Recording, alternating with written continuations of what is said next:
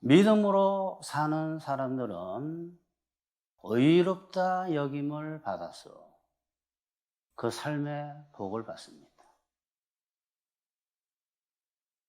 믿음은 의롭다 여김을 받아서 칭의되고 의인되어 기독교인이 되고, 기독교인이 되고 난 뒤에 복을 받으려면 그 삶이 역시 의롭다 여김을 받아야 되는데, 그것은 믿음밖에 없어요.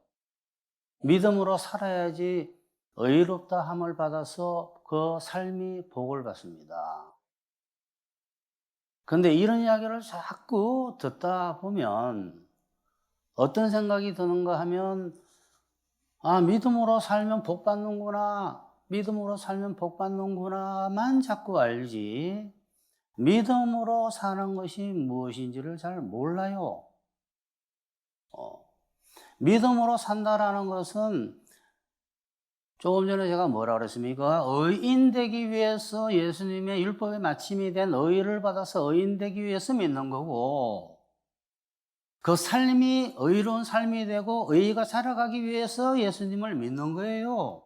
그렇다면 이 믿음이라는 것은 의가 자라기 위해서 믿는 믿음이에요. 즉 하나님의 뜻대로 죄를 이기고 의롭게 변하기 위해서 믿는 믿음으로 사는 사람이다 이 말이에요. 그러니까 믿음으로 사는 것은 하나님의 뜻대로 사는 삶이라는 사실을 모르고 시작을 하게 되면, 자꾸 믿음으로 살면 복 받아요, 믿음으로 살면 복 받아요 이러게 되면, 아침에 나 오늘 기도하고 목사님께 배운 대로 기도하고 나왔는데 왜 이런 문제가 생기지? 믿음으로 나는 사는데 왜 이런 정말 정신, 육체, 처지, 인간관계에 살고 싶지 않은 문제들이 생기지? 잘못 알았네 라고 말씀드리고 싶어요. 잘못 들은 거예요. 하나님은 그 사람이 죄를 고치고 의롭게 변하도록 하기 위해서 여러 가지 문제가 일어나도록 하십니다. 그래서 성장통이라고 그랬잖아요. 문제가 있어요. 근데 오늘은 그 이야기 하려는 게 아니에요. 그러니까 믿음이라는 것은 의가 자라도록 하는 믿음이다라는 그 믿음을 이야기하려고 하는 것이 아니라, 오늘 제목처럼 정말 삶이 죽을 것 같을 때 살아나는 믿음을 이야기하고 싶은 거예요. 믿음은 여러분, 의를 불러오지만 복도 불러온다 이 말이에요. 왜? 그 믿음은 의로 여기기 때문에. 의는 반드시 복을 동반해요. 오늘은 의를 이야기하고 싶은 것이 아니라 복을 이야기하고 싶다 이 말이에요. 어떤 복이요? 죽음에서 살아나는 복. 아이고 살만하지 않네, 사는 게. 이게 사람 사는 거예요? 라는 거기서 살만하네로 부활시키겠다 이 말이에요. 하나님의 믿음으로. 싫으세요?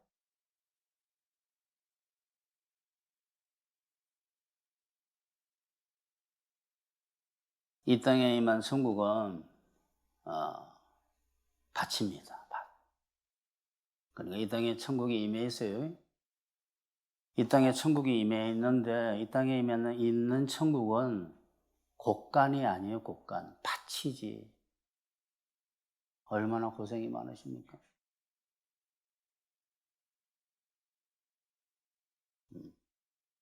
그래서 이 땅에 임한 밭에서는 의의 열매도 자라지만, 하나님께서는 믿음이 견고해지도록 역사를 하신다는 비밀을 아셔야 돼요. 여러분, 오늘 이 설교를까지 다 듣게 되면, 이렇게 정말 믿음이 중요하구나 하고. 하나님은 기독교인의 삶에 의가 자라도록 소소한 문제들을 일으키시고, 부활의 믿음이 자라도록 죽을 것 같은 문제들이 생기게 하십니다.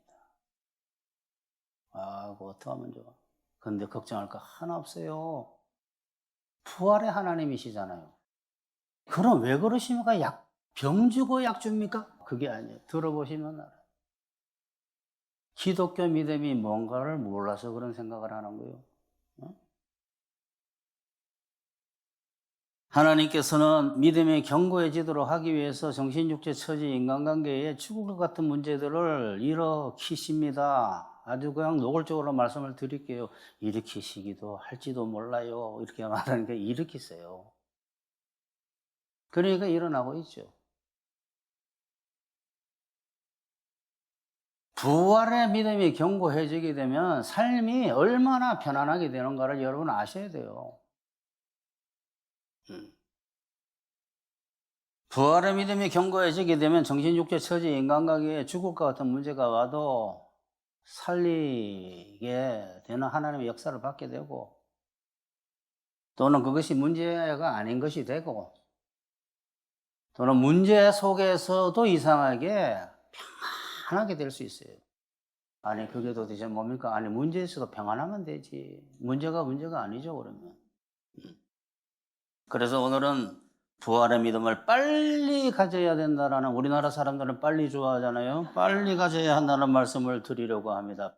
첫 번째 기독교 믿음은 부활의 믿음이다. 믿음으로 살다가 큰 문제가 왔을 때 의아해 이상하게 생각하는 까닭은 기독교 믿음이 어떤 믿음인지를 그 사람이 배우지 못해서 그런 거예요. 오늘 제가 왜 로마서 4장을 본문으로 선택을 했냐 하면 여러분에게 기독교 믿음을 가르쳐 드리기 위해서 이 문장을, 이 구절을 택한 거예요. 아브라함을 우리가 믿음의 조상이라고 합니다. 아브라함을 믿음의 조상이라고 하는데, 아니 아브라함이 무슨 믿음의 조상이요? 아벨도 믿었고 다 믿었는데 그 전에 에녹도 믿었고 노아도 믿었고 무슨 아브라함이 무슨 조상입니까? 라고 생각할 수 있잖아요. 하나님께서는 아브라함을 선택하셔서 수많은 그 후손들에게, 누구 후손이요? 하나님의 후손들에게 아브라함이 어떤 믿음을 가졌는가 보여줌으로 말미암아 아브라함을 조상으로 삼으신 거예요. 상징적으로 삼았다 이 말이에요. 조상이 아니라. 그러니까 우리가 아브라함의 믿음을 봐야 되는 거예요. 어떤 믿음인가. 근데 그걸 누가 정리해 줬을까요? 역시 바울이에요. 바울이 로마서에서 자세하게 정리를 해줬어요. 너희들이 따라야 될 표본, 조상이라 그러지 않니? 그 조상과 같은 믿음이어야 돼. 믿음의 조상이라고 하지 않니? 그 믿음의 조상이 어떤 믿음을 가졌느냐? 로마서 4장에 바울이 적었습니다.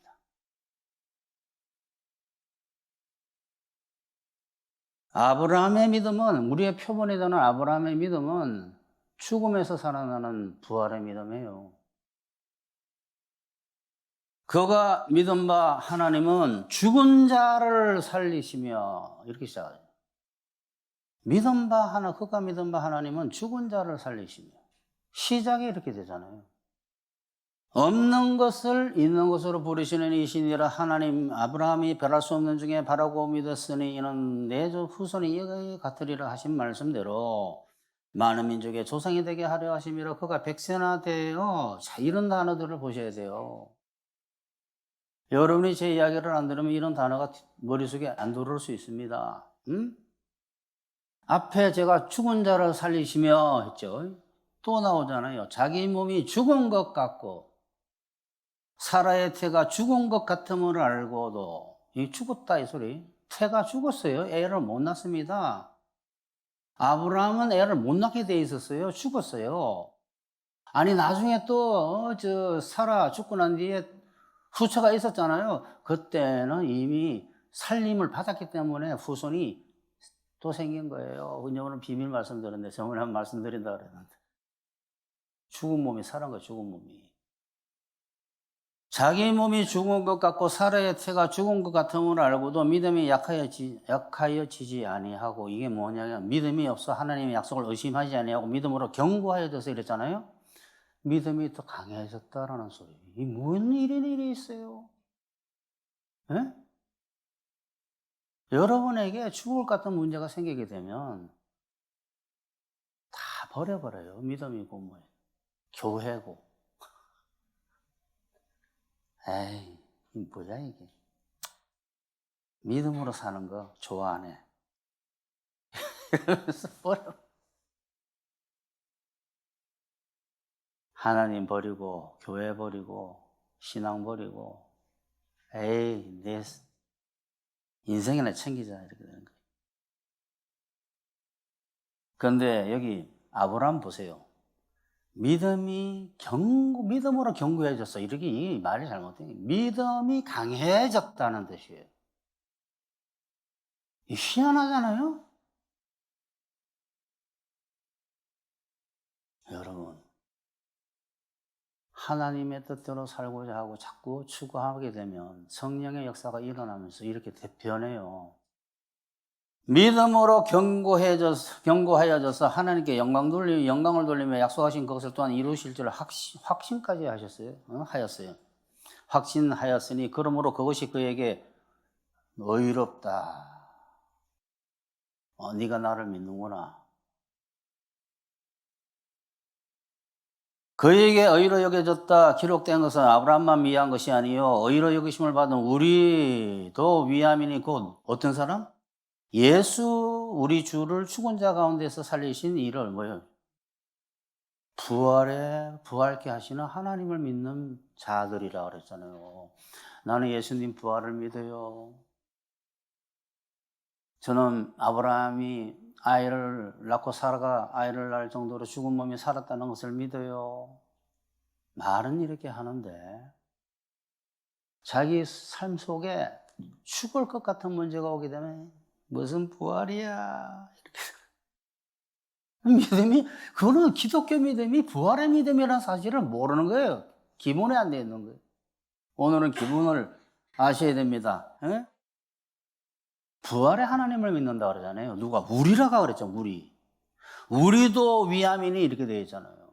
그건 누구라고요? 예수 그리스도로 죽음에서 부활하게 하신 하나님을 믿는 자들이라 그랬잖아요. 아니 몸의 부활을 믿고 영의 부활을 믿으면 뭐해? 삶의 부활도 믿어야지. 삶의 사망의 세력이 역사를 해요.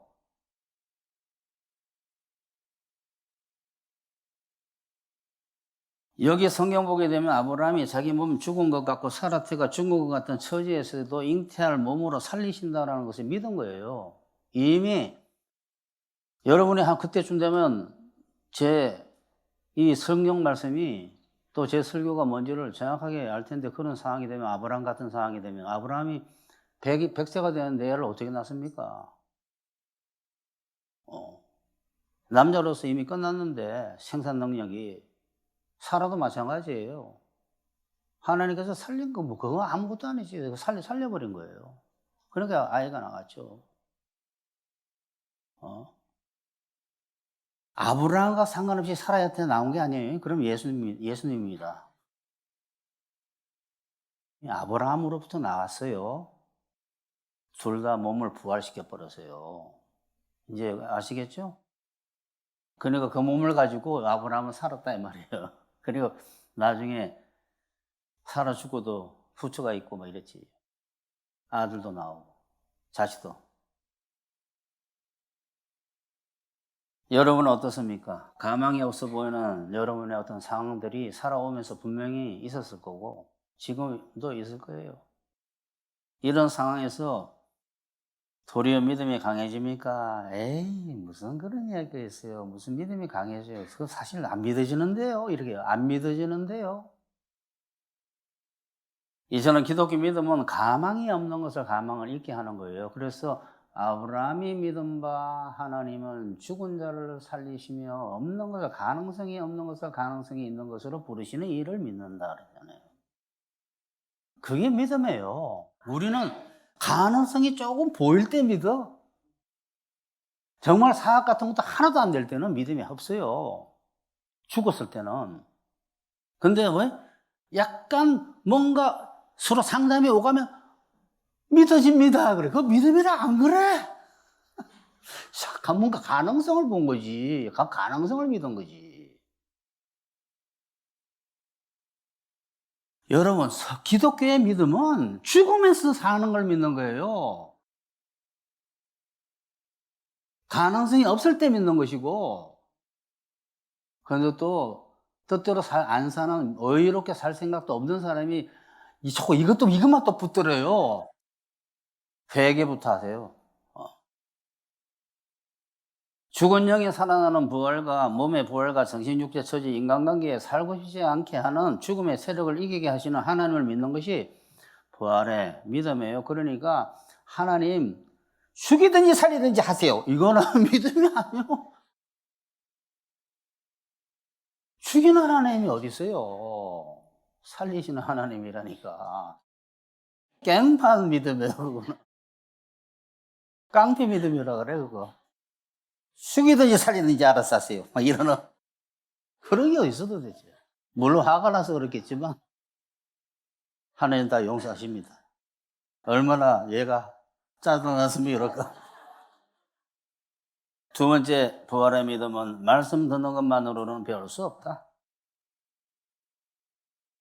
살고 싶지 않은 실제 상황에서 배울 수 있다. 아브라함은 그 갈대아 우르를 떠나올 때부터 자식 준다는 이야기를 직접 들었잖아요. 그런 약속을 직접 받았으니까. 심지어는 천사가 나타나가지고 말이지, 내년 이맘때 막 이런 이야기까지 들었잖아요. 그러니까 믿겠죠. 그런 말 듣고도 안 믿었어요. 히히 웃었다고, 사라가. 무슨 우리 같은 처지의 애가 나온다고 하고. 그런 말씀을 들었으니까 아브라함은 그거 믿었지. 아브라함은 특별한 기회를 받았잖아요. 천만의 말씀 제가 묻겠습니다. 여러분 중에 하나님은 모든 것을 합력하여 선을 이루신다라는 이야기를 안 들은 기독교인이 이 세상에 있을까요? 여러분, 신앙생활 80년 하면서 무슨 이야기, 무슨 말씀은 안 들었어요? 약속의 말씀을. 그의 나라와 그의 의를 구하면 다 대해준다는 이야기 안 들은 기독교인이 있습니까? 80년 동안 큐티하고 주일 예배, 설교 말씀 듣고 성경 어느 교회는 필사하고 통독 몇 번 했다 그러고 수요 성경 공부, 요즘 수요 예배라 그러기도 한다. 수요 예배 나오고 금요 철야 기도해 예배 나오고 그것도 예배니까 예배 나오고 새벽 기도 80년을 다니면서 들은 말씀이 어느 정도인데 죽을 것 같은 상황 돼 보세요. 하나도 안 믿어요. 말씀 듣는 것만으로 안 돼요. 훈련을 해야죠. 실제 상황에서.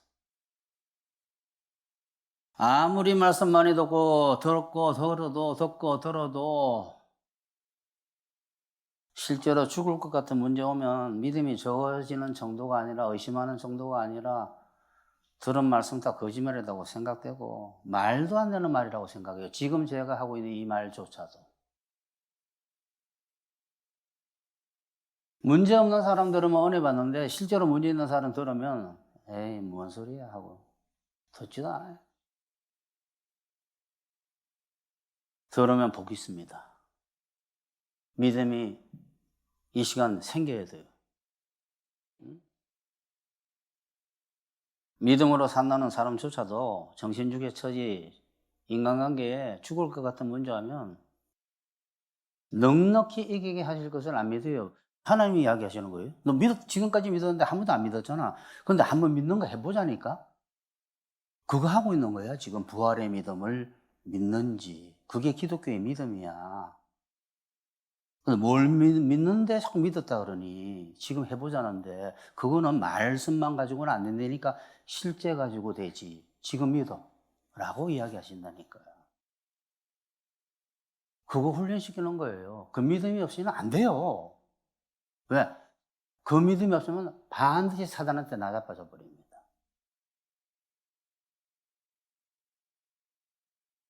그러니까 평생 주일 예배 드리고 성경 공부하고 큐티하고 실제 삶에서 문제 안 오면 그게 탁상 공론 그러잖아요. 우리 부목사는 강대상 공론 그러던데. 그거 제가 가르쳐 준 거예요. 강대상 공론 되는 거예요. 탁상 공론. 책상 머리, 실제하고 아무 상관없는 신학, 책상 신학, 칼빈 신학. 믿음은 실제 상황에서 배울 수 있어요. 실제 상황에서. 아니, 실제로 내가 너를 살린다라는 것을 믿어야 돼. 예, 저는 믿어요. 왜 부활해? 죽은 자를 살리시는 하나님이시니까. 그래? 자, 죽을 것 같은 상황 만들어 볼게. 안 믿어지는데요? 믿음을 배울 수가 없는 거예요. 그 사람은 그 듣는 믿음이야, 듣는 믿음. 남의 믿음, 남의 믿음. 아브라함이 그랬대, 이성 목사 그랬대. 그랬대 믿음, 그랬대 믿음. 이거 뭐 가자 이런 것 같으네. 그랬대 믿음.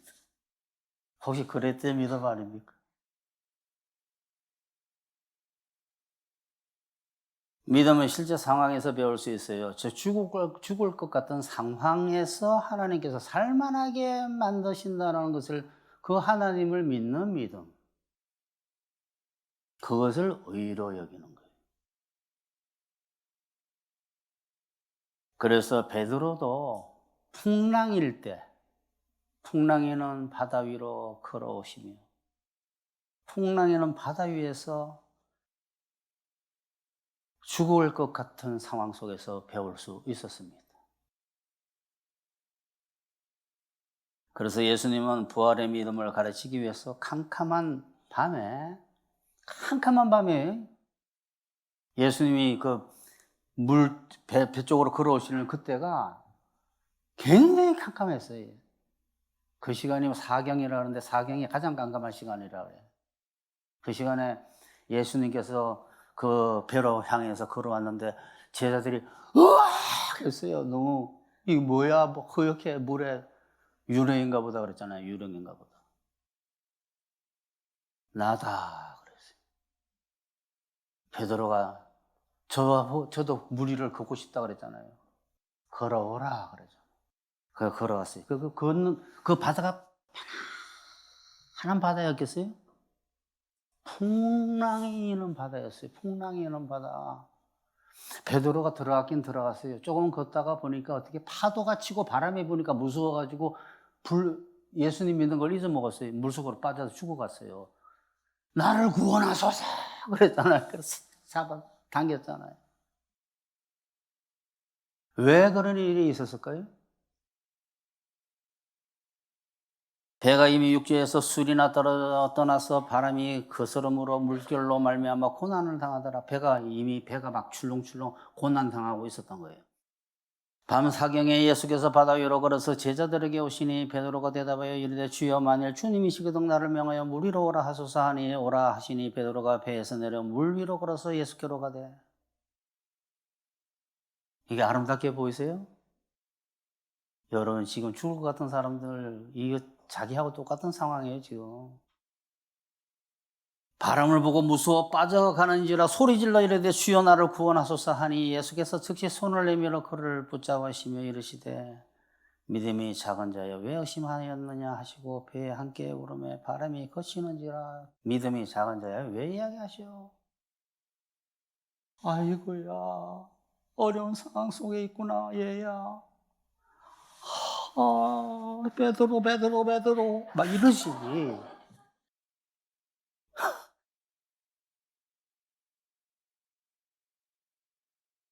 고생 많았다 베드로야. 이래? 뭘 고생했어? 하나님 이번 시험은 그냥 지나가게 하시고 다음에 부활의 믿음을 배우면 안 될까요? 넌 통하지 않습니다. 왜냐하면 결국은 배우는 때는 그런 때이기 때문에 다음에 그때가 또 올 뿐이지. 사망의 세력 권세를 이기는 부활의 믿음을 갖추는 훈련은 실제 상황에서 가능하죠. 언제 가능합니까 그게? 세 번째, 죽을 것 같은 상황들은 부활의 믿음을 가르치기 위한 하나님의 연출의 연출.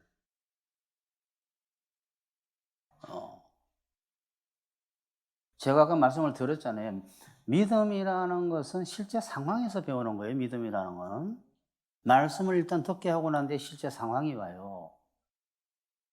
그래서 믿음이 그것이 견고해지도록 만드는 거예요. 왜냐하면 그 견고한 믿음을 가져야만이 편안하게 살 수가 있도록 하기 위해서. 하나님과 일체가 되게 하기 위해서. 여러분, 인간에게 가장 중요한 것은 사랑이 아니에요. 믿음이지. 그 사랑인 줄 아는 사람들이 율법주의자들이에요. 믿음에서 사랑이 나오는 하나님의 역사가 나타나는 게 사랑이에요. 사람의 믿음과 소망, 이미 주어진 믿음과 소망에서 사랑이 빨려 들어오는 거 하나님으로부터 우리에게.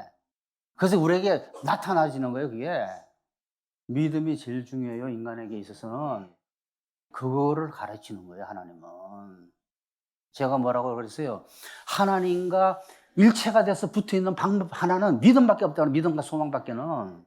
믿음은 소망을 포함하고 있어요, 소망을. 믿음은 바라는 것에 실상이에요. 그렇기 때문에 하나님은 믿음을 가르치신단 말이에요, 여러분에게. 이 땅에 농사를 지을 때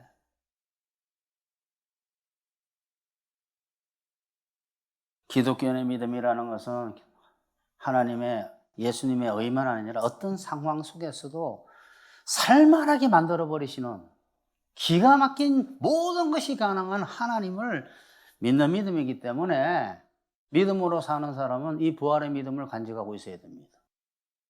오늘이 그날이에요. 예수님은 바다가 잔잔한데 베드로에게 물 위로 걸어오라 안 하시고 연출하기 시작하셨어요. 다 모든 것이 하나님의 연출이에요. 모든 이 세상에 일어나는 일들이 하나님의 섭리 안에 있습니다. 하나님은 베드로의 배가 완전히 흔들리도록 했어요. 바람이 불게 하고, 바람을 불면 풍랑이라는 파도가 일어나잖아요. 바람에 의한 파도, 풍랑입니다. 바다에. 이 세상 바다 속에 풍랑을 일으키는 거예요, 하나님께서는. 바람을 보내가지고. 그게 악령의 바람인 줄 아닙니까? 성령의 바람이에요, 여러분. 하나님께서 바람을 이 세상에 세상 바다 속에 보내는 거예요. 그 안에 있는 기독교인들에게 확 하고 풍랑을 불러일으켰습니다, 베드로 배에게. 그리고 그 배에 나타나셨어요, 가까이. 배는 막 흔들려서 고난을 당하고 있었다 그랬잖아요, 이미. 베드로를 불렀어요, 성령의 역사로. 바다 위에 세웠습니다. 그게 무슨 예수님이 물 위를 걷는 신성을 보여주기 위해서 보인 기적인 줄 알아요? 다 사람들이 그렇게 해석해요. 베드로에게 믿음을 가르치기 위해서 부른 거예요. 죽음의 바다 위로.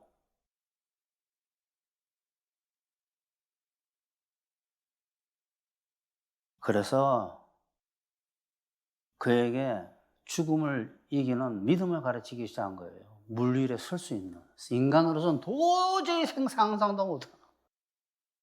야, 내가 이럴 때 살 수 있을까? 물 위를 서게 한 거예요. 그게 이 사건이에요, 여러분. 그러니까 죽을 것 같은 사건이 벌어졌을 때 그거를 극복하게 하는 믿음을 갖도록 하기 위한 하나님의 연출이라는 것을 모르게 되면 그 문제가 언제 해결될지 모르겠네라는 생각과 하나님이 연출했다는 사실을 모르면 이 문제가 언제 끝나지? 내가 이 문제 때문에 죽을지도 몰라. 내가 이것 때문에 스트레스 어마어마하게 받는데 이 문제로 인해 가지고 또 더 심각한 문제가 생기면 어떡하지 하는 불안이 가중되면서 마음 상태는 지옥처럼 되고 얼굴도 환하게 빛나던 사람이 꺼멓게 돼가지고 하나님의 연출이면 뭔 연출인 줄을 모르게 되면 이 문제가 언제 끝나나? 이 문제가 나를 죽일 거야. 그러면서 마음 상태가 지옥처럼 되면서 나에게 악령이 역사하나. 하나님하고 관계가 끊어진 거 아니야? 사실은 나는 예정되지 않은 사람인가? 사실은 하나님하고 관계가 끊어졌나? 사실 하나님은 지금까지 나를 보고 있지도 않은 거 아닌가? 막 이러한 사탄이 주는 생각에 막 휩쓸려가지고 풍랑 속으로 들어가기 시작하는 거예요. 자, 죽을 것 같은 이 상황 속에서 믿음도 없다. 하나님의 연출이라는 사실을 절대 안 믿고 이성 목사한테 처음 들어봤는데 이상하다. 내지는 들어본 적도 없다. 이런 설교를. 그런 상황입니다. 어떤 사람은. 아니, 연출이라고 하나님의? 안 믿어지는데. 또는 그런 이야기를 들어본 적도 없는 사람이 또 율법주의자야, 거기다가. 율법주의자. 하나님의 연출인지도 모르고 율법주의자야. 내가 뭔가를 해야만이 하나님께 인정받고 안 하면 두들겨 맞는다라고 하는 율법주의자들에게 그러한 믿음을 가르치기 위한 일이 만약 벌어졌다고 칩시다. 그거 벌어지지도 않아요. 율법주의 치는 문제만 오지 사실은. 율법주의를 고치기 위한 무서운 문제가 오지 뭐 이런 믿음 가르치는 거 오지도 않아. 하지만 왔다고 쳐봐요. 어떤 생각을 할까요? 아, 내가 죄가 많아서 이런 문제가 왔나 보다 하면서 정죄감, 죄책감, 내 시달리기, 밤잠도 못 자. 내가 무슨 죄가 막 무서워서 벌벌벌 떠는 거예요.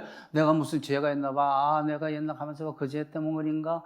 아, 아니, 그 죄만 아니라 많은 죄가 있어. 아, 나 큰일 났네. 이 죄 때문에 내가 재정적으로 망했나 보다. 아, 그러면 내가 이걸 만회해야 되는데. 막 교회 봉사부터 막 먼저 딱 떠오르게 교회 봉사예요. 그렇게 배웠기 때문에. 가서 청소라도 하고. 내가 뭐, 교회 일 없어요? 그러고.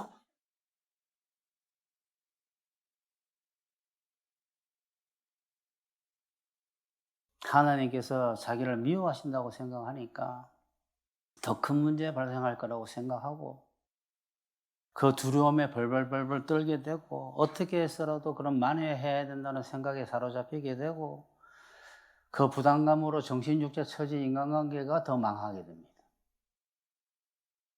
사람 사는 게 아니야, 사람 사는 게. 율법주의자들은.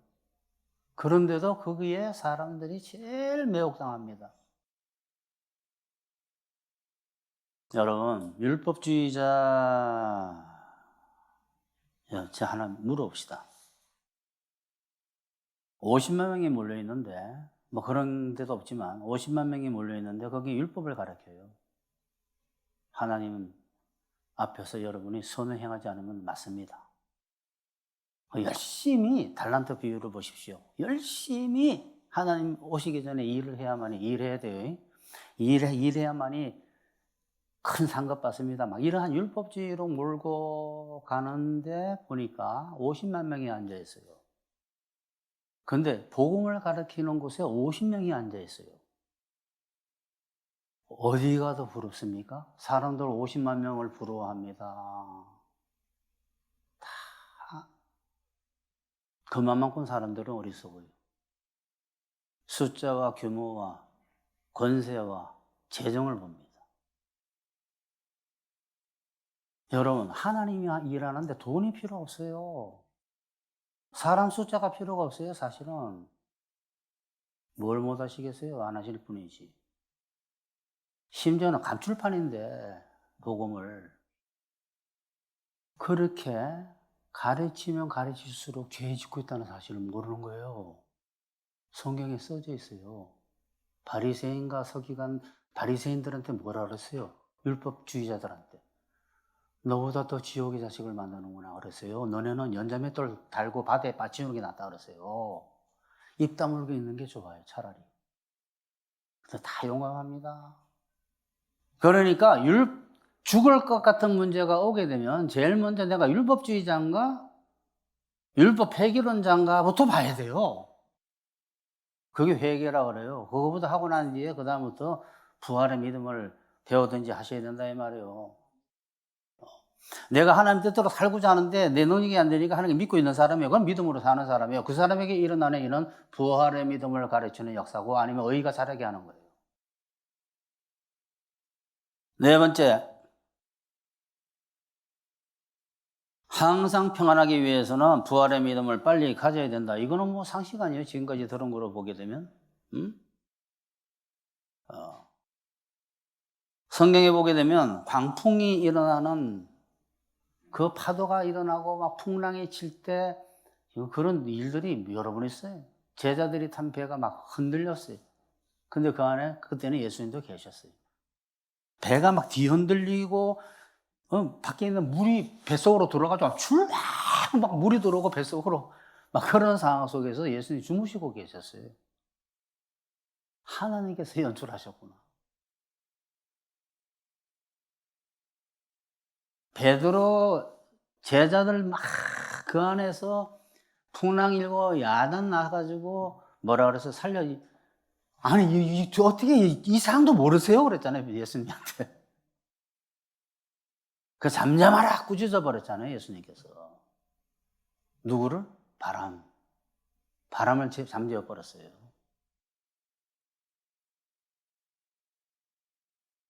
이런 상황을 보게 되면 참 어떤 생각을 하게 되냐 그러면 야, 참 대단하시다. 예수님은 평강을 잃어버리신 적이 없어요. 파도가 치든 뭐 어떻든 간에. 그러니까 우리는 예수님과 연합해 있기 때문에 예수님이 주무시고 계시네 하면 어떻게 우리도 옆에 가서 자면 돼. 아, 내가 오늘 잠을 못 자겠네 이러지 마시고 예수님이 오늘 주무시겠지. 오늘 예수님도 배에서. 그럼 나도 자면 되지. 근데 뱃멀미가 나고 못 자겠다 그러면 살려주세요. 그거 다 하면 돼요. 그럼 바람 잠잠하게 했잖아요. 큰 광풍이 일어나며 물결이 배에 부딪혀 들어와 배에 가득하게 되었더라. 예수께서는 고물에서 베개를 베고 주무시더니 제자들이 깨우며 이르되 선생님이 우리가 죽게 된 것을 돌보지 아니하시나이까 그러잖아요. 예수께서 제자들에게 이르시되 어찌하여 이렇게 무서워하느냐. 여러분 이런 말들이 중요해요. 왜 이렇게 무서워하느냐 그랬잖아요. 믿음이 없는 자들하고.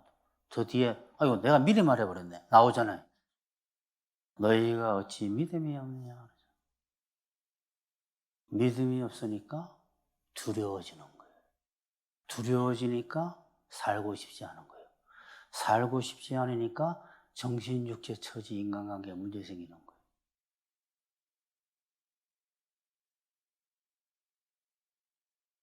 살고 싶지 않게 하는 죽음의 세력을 이기는 훈련으로 부활의 믿음이 견고해지게 되면 살리시는 하나님의 역사를 받는 것은 물론이고 반드시 역사가 일어나요.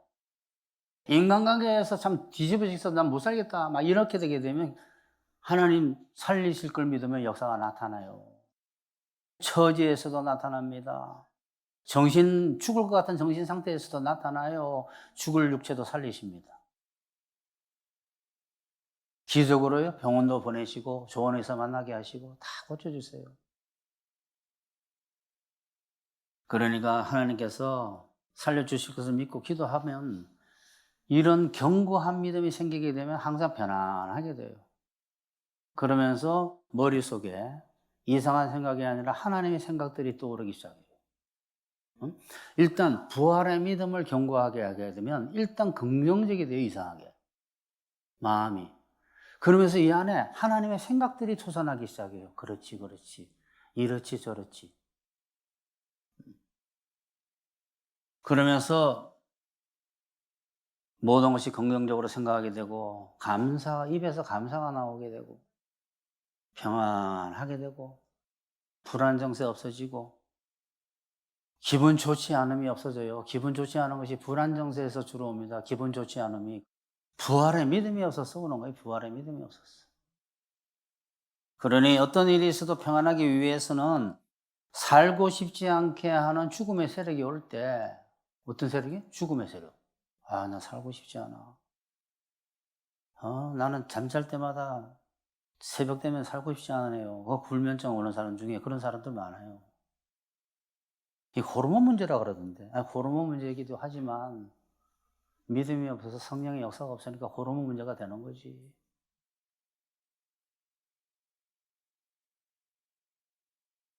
이렇게 살고 싶지 않은 사람들은 빨리 부활의 믿음을 가져야 돼요.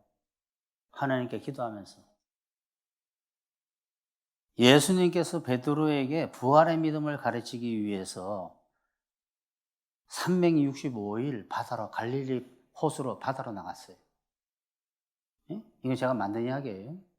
예수님께서 베드로에게 두려워하지 않고 무리를 걷게 하기 위해서, 즉 부활의 믿음을 가르치기 위해서, 죽지 않는, 죽을 것 같은 상황 속에서도 풍랑이 치고 막 이런데도 거기서 살 수 있다는 것을, 서서 걸을 수 있다는 것을 가르치기 위해서 매일 365일 물가로 데려 나갔어요. 바다 위로. 배를 중간에 가자 해서 바다에서 자 세워라, 풍랑 일으키고 걸어봐 했어요. 베드로가 365일 이 믿음이 적은 자야 하는 이야기를 들었을까? 365일을 상상 한번 해보세요. 10번 정도 했으면 아마 걸었을 거야. 그 다음부터는.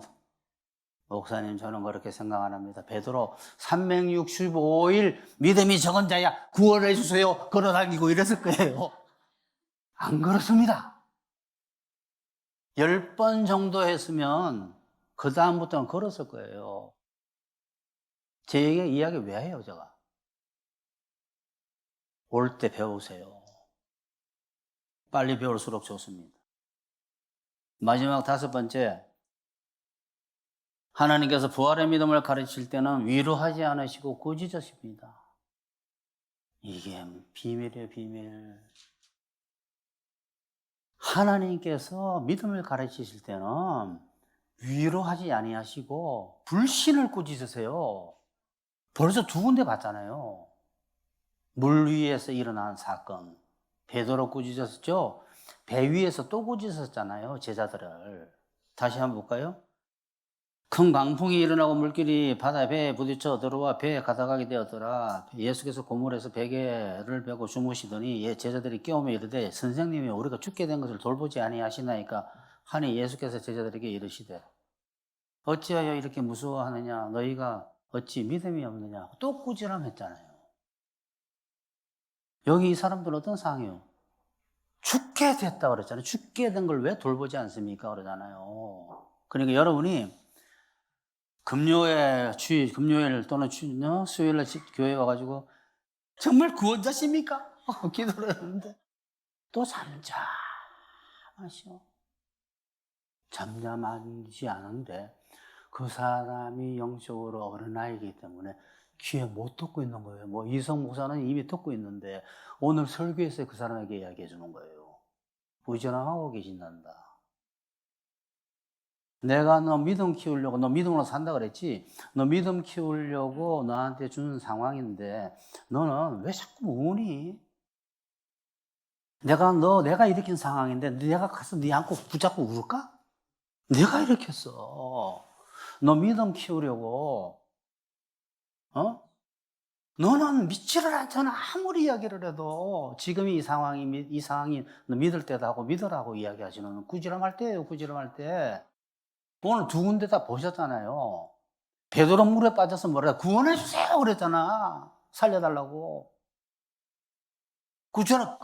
아니 죽어가는 사람 잡아 올리고 나는데 꾸지람 했잖아요. 믿음이 적은 자야 하면서.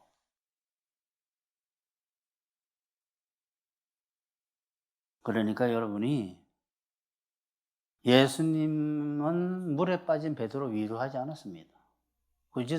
꾸짖었어요. 야야 믿음도 적구나 하고. 제자들 막 배가 파산할 것 같을 때, 온 집안에 문제가 생기고 교회에 문제 생기고 막 자기 있는 곳에 다 문제 생길 때, 죽을 것 같을 때 구절함했어요. 너는 왜 이렇게 믿음이 없냐고. 제자들에게 이르시되 어째요 이렇게 무서워하느냐. 왜? 믿음이 없으니까 무서워하죠.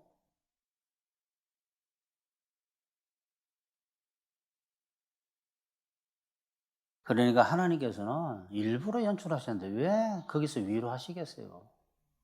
그 이상한 거 아니에요? 예수님께서 이렇게 놓았는데 얘야 미안하다 이래? 위로하시기도 해요. 너무 애가 지쳐 있으면. 하지만 꾸지람도 없고 합니다. 끝에 가서 야 사실 너 믿음이 없어 하고. 그러니까 우리가 성경을 볼 때 그 부분은 눈에 보이지 않는 거예요. 하나님이 사람을 꾸지람하는 부분이 사람이 위급한 사태에 처했을 때 그렇다라는 사실. 죽을 것 같은 상황, 위급한 사태에 처한 인간에게 신이 꾸지람하고 있다는 사실을 우리는 성경 볼 때 한 번도 본 적이 없는 거야. 그냥 읽고 지나가 버리지. 그때가 꾸지람하실 때예요. 이제 왜 예수님께서 여러분에게 대답 안 해주시는 것 같은지 아시겠죠? 믿음으로 사는 자는 믿음을 가져야 되고, 부활의 믿음을. 율법 폐기론자와 율법주의자들은 회개해야 돼요. 그러면 하나님께서 건져주십니다. 여러분의 삶에 혹시 물속으로 빠져서 살려달라고 외쳤던 베드로에게 예수님께서 하신 말씀 뭐라고 했어요? 믿음이 적은 자야 왜 의심하느냐라는 꾸지람이 여러분의 삶 속에 울려 퍼지고 계시는데도 모르고 계시는 거 아니에요? 결혼합시다. 주님께서 죽을 것 같은 상황을 만드시고 난 뒤에 그 죽음의 세력을 이기게 하시는 부활의 능력, 하나님의 능력을 믿고 그 믿음이 자라도록 하기 위해서 예수님은 정신육체 처지 인간관계에 죽을 것 같은 문제를 일으키실 때 다 보고 계세요, 그거를. 그러니까 딱 교회 생활, 신앙생활을 하는 것 같다가 문제 생기면 딱 이게 떨어졌다가 또 문제 해결되면 또 붙다가 또 어디? 하나님과 교회. 또 문제 지금 딱 떨어졌다가 문제 해결되면 또 은혜 받는다 그러고 문제 생기면 은혜 없고 그럴 때에 여러분 가능한 한 빨리 부활의 믿음을 견고하게 세우셔서 어떤 상황에서라도 죽음의 세력으로부터 오는 그 시달리는 것은 없어져야 돼요. 그것을 이겨서 어떤 상황이라도 평안을 가지시면서 정신육체 처지 인간관계에서 살아나는 기적도 누리시기를 축원합니다.